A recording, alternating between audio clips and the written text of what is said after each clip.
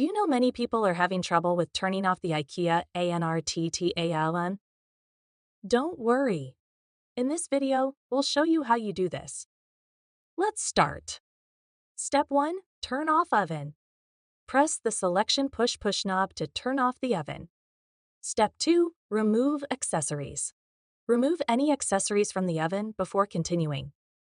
Step 3. Heat for an hour.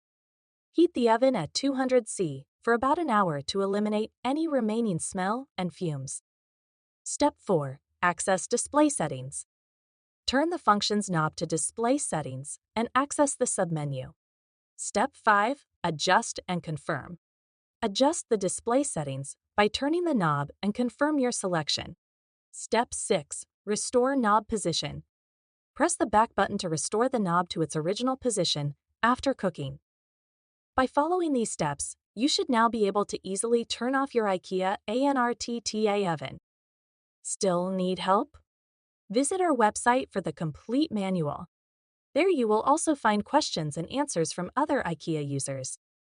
Did you find this video helpful? By subscribing, you help us continue to answer users' questions. So, subscribe to our channel.